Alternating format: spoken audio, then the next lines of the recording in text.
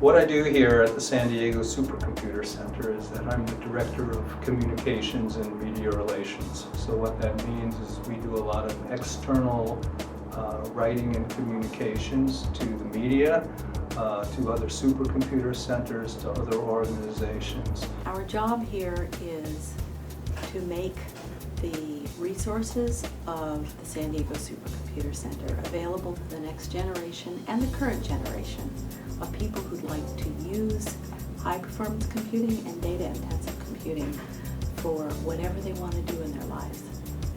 Another thing we do is we do a lot of engagement with other UC campuses.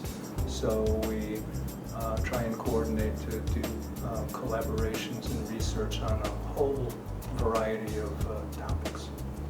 What does someone need to be able to do this job? I have to be able to write, I have to be able to manage a budget, I have to be able to understand different audiences and their perspectives, and I have to understand what it is we want to teach, enough to understand which elements of what we want to teach would be of interest to different audiences. I am really lucky this summer. I have 2 REHS students, that's research experience for high school students, and we're working on science communication. So what that means is that they're going to be asked to first look at an existing story, take maybe 3 to 5 key messages of what that story is about, then write it, kind of condense it into a much shorter type of press release. Maybe a 1,500-word story becomes a 300-word story. And that's going to be one exercise to get them focused on what's the most important points that they should make when they're writing a press release.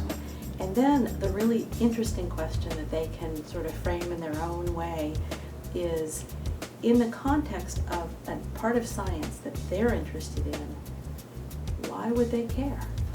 If they were environmental scientists, why would they care? If they were someone doing medical research, why would they care? What's in common for them? Writing something really well is not just a skill that you use for science writing, it's a lifetime skill. How to communicate well, how to be able to express it on paper, how to be able to interview people and talk to people back and forth.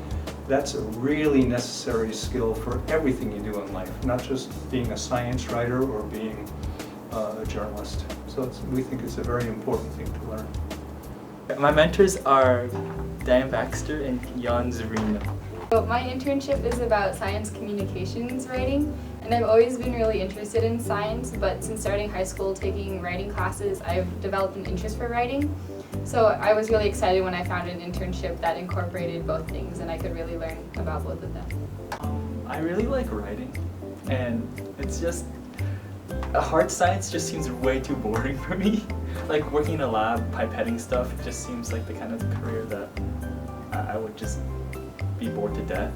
So like being able to talk to other people and like having, like just being able to communicate with other people and like have something to talk about is a lot more interesting.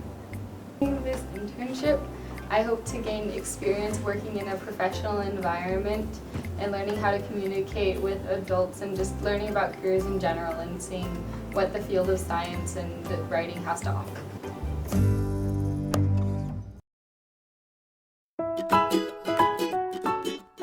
I'm a software engineer at Illumina, which is a company that produces genomic sequencing equipment.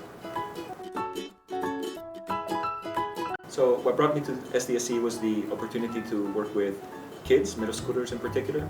I'm officially on vacation from my daily job, which is to program computers, and this is a welcome break from that.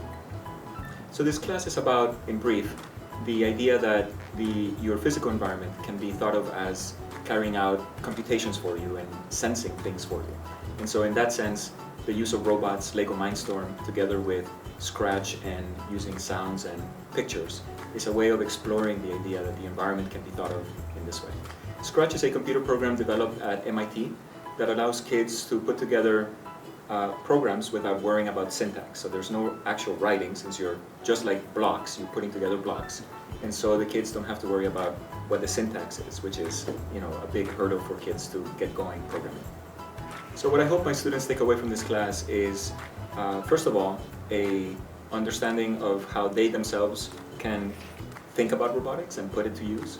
I also hope that they learned a little bit about computer programming, and I also hope that in taking advantage of multimedia, sounds and images in particular, that in their minds, robotics is not confined solely to like moving and bleeping little machines, but that it can be wider than that. I am a pilot instructor for the College Board. I'm one of 50 pilot instructors that teaches computer science classes across the country, and I am an advocate of computer science education curriculum. This class is about teaching basic programming using a programming platform called Alice. What they do is they create worlds that uses 3D models, and they can create animated short stories and or video games based on the programming concepts that they're learning in the course. Most jobs today and most academic institutions, wherever you're going to study, it's going to require you to know the use of computers. And programming is a really empowering skill because it actually teaches you how you would actually give instructions to the computer.